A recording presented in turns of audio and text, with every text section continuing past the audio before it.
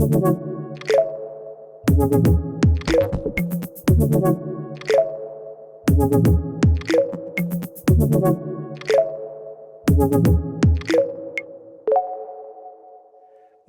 à toutes et à tous, c'est l'instant créativité RH. On va parler maintenant de la catégorie engagement des collaborateurs. J'imagine que vous ne serez pas étonnés de savoir que c'est une catégorie dans laquelle on a eu beaucoup de projets cette année.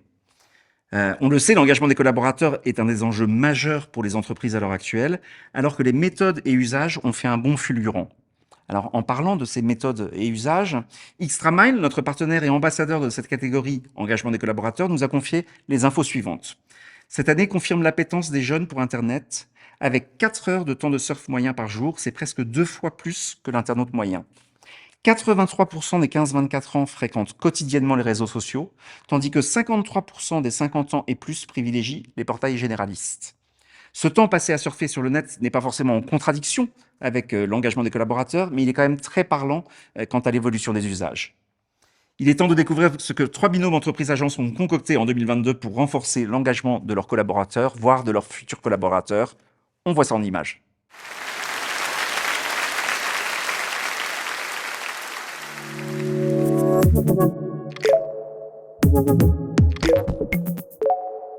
La raison d'être de cette campagne est assez simple. GRT Gaz est une entreprise assez discrète, assez effacée. Elle assure le transport de gaz en France et cette entreprise se transforme considérablement. Et ces changements, ces transformations ne sont pas décidés par une force extérieure, ne sont pas décidés par un management. Ces changements sont portés par les équipes. Ces changements sont vécus par les équipes. Ces changements sont accomplis par les équipes. Et nous avions très envie, avec GRT Gaz, de fixer ce moment-là, de fixer ce moment de bascule, parce que le transport de gaz évolue avec l'hydrogène, avec la méthanisation, avec de nouvelles formes de gaz, comme la pyrogazéification, la gazéification hydrothermale, enfin des mots très techniques, mais qui, croyez-moi, changent beaucoup le métier. Et on voulait faire une place aux équipes et leur dire, on ne va pas juste vous mettre à l'honneur. Vous allez prendre part à la campagne et d'ailleurs le processus même créatif de la campagne les aura beaucoup impliqués, je vous le raconterai tout à l'heure. Donc cette campagne, elle a un objectif. Elle a une raison d'être très simple, c'est de mettre à l'honneur les femmes et les hommes, les 3000 femmes et hommes de GRT Gaz qui aujourd'hui, d'une manière très discrète encore une fois, transforment le transport du gaz en France.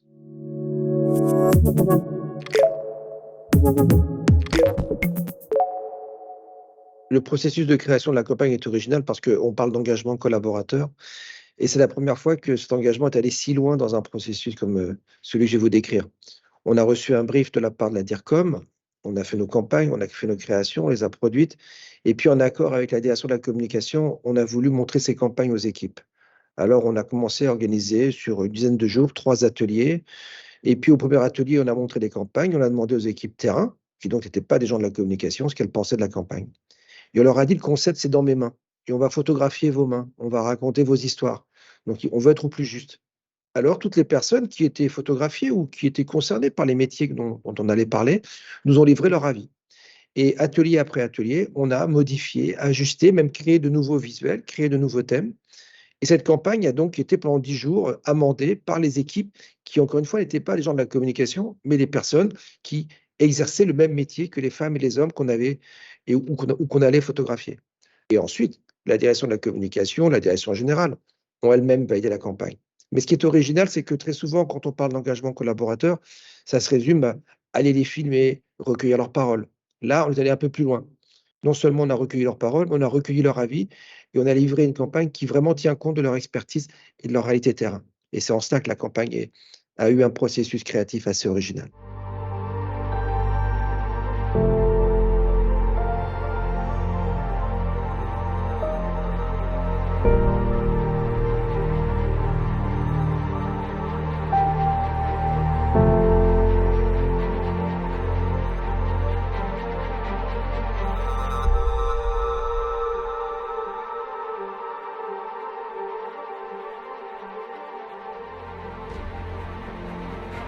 Je m'appelle Alicia, je suis arrivée chez GRT Gaz il y a 9 ans. J'ai fait 3 ans d'alternance en secteur pour ensuite me faire embaucher.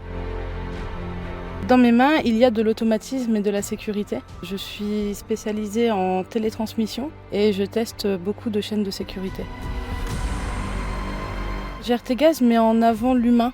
Il met vraiment l'humain au cœur du métier, mais aussi en avant les énergies vertes et les énergies renouvelables pour l'avenir de l'homme, tout simplement.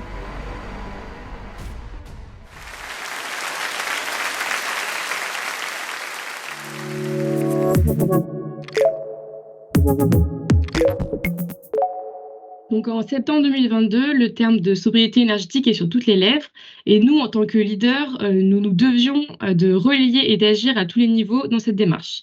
Et donc pour embarquer nos 4600 collaborateurs à l'action, nous avons déployé une campagne de communication interne afin de les sensibiliser, mais également de les accompagner à s'engager à leur niveau. Donc on a dressé une liste d'éco-gestes assez simple, tous présentés avec des éléments de preuve d'économie et d'impact environnemental.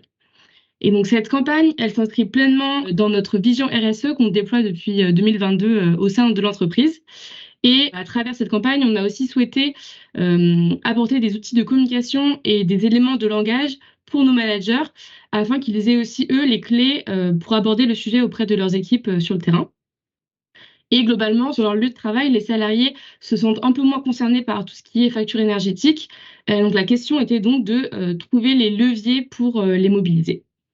Et finalement, notre mot d'ordre a été de marquer les esprits avec une campagne au parti pris fort pour démontrer que notre force est de pouvoir nous mobiliser individuellement et collectivement.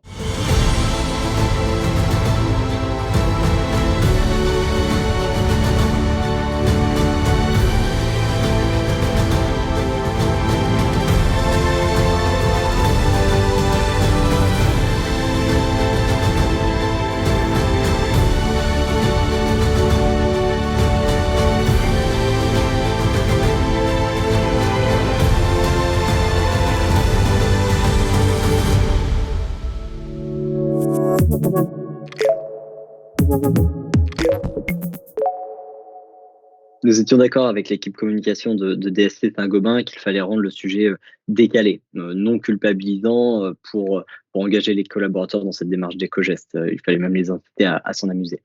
Nous avons donc proposé de mixer quatre ingrédients. Les 3 premiers ingrédients sont les ingrédients de base de la recette, c'est-à-dire la mise en avant de l'éco-geste attendu sur une série d'une dizaine d'éco-gestes sélectionnés avec DSC Saint-Gobain.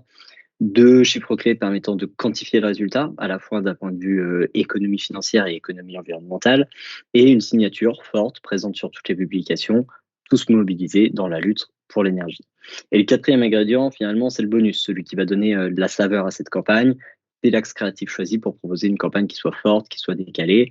On a ici investi les codes du fantastique, avec des visuels jouant sur l'univers des séries à succès actuels, Game of Thrones, Rings of Power, pour ne citer que cela, et une conception rédaction piquante, avec des jeux de mots assez amusants et qui répondent à un objectif: interpeller, faire arrêter quelques secondes le collaborateur dans sa journée pour qu'il prenne conscience et connaissance du message et qu'il réfléchisse in fine à son action.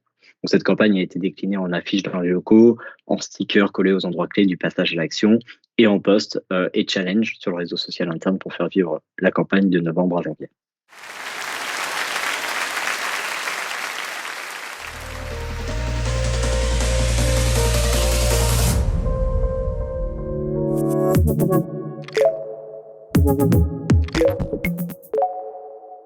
Le secteur de la petite enfance subit une vraie crise des vocations.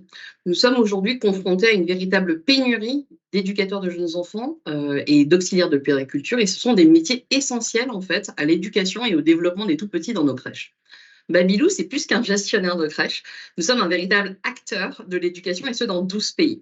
Notre raison d'être consiste à construire un monde meilleur par l'éducation et l'attention portée à chaque enfant. Et cette ambition, Babylou l'a traduit par la valorisation de nos professionnels en crèche au quotidien et la nécessité de réenchanter la filière, les métiers de la petite enfance auprès des jeunes qui seront la génération future à rentrer dans la vie active. D'où le choix du canal TikTok. Nous avons toujours été les premiers dans l'innovation dans le secteur de la petite enfance. À titre d'exemple, Babylou, c'est le premier acteur de la petite enfance à devenir entreprise à mission.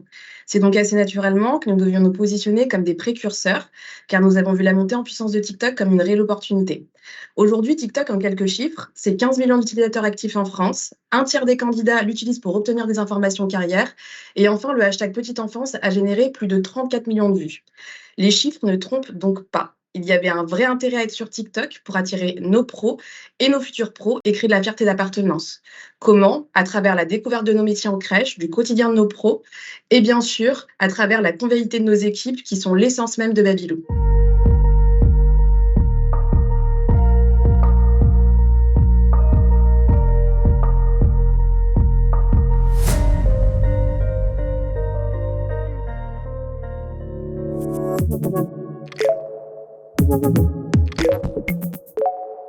Alors, notre première étape, ça a été une analyse de la cible et de son comportement sur TikTok. Ça nous a vraiment permis de confirmer que les pros de la petite enfance étaient présents et actifs sur la plateforme.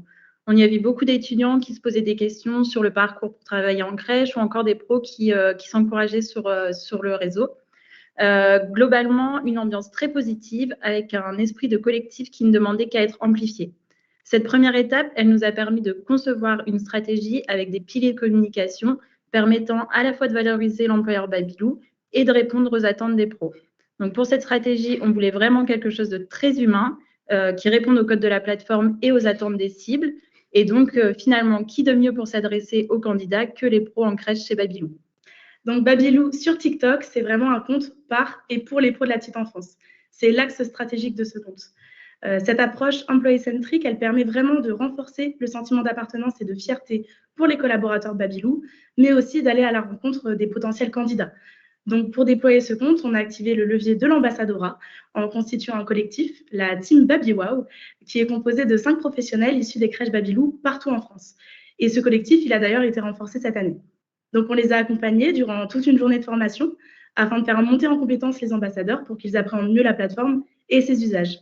Et depuis, on accompagne cette team chaque mois pour imaginer, concevoir et créer des contenus en réponse aux attentes des candidats. Donc, une approche employé-centrique pour adopter une posture authentique et donner à voir la réalité de l'employeur. Et c'est comme ça que Babylou est devenu le premier acteur de la petite enfance à s'exposer sur TikTok.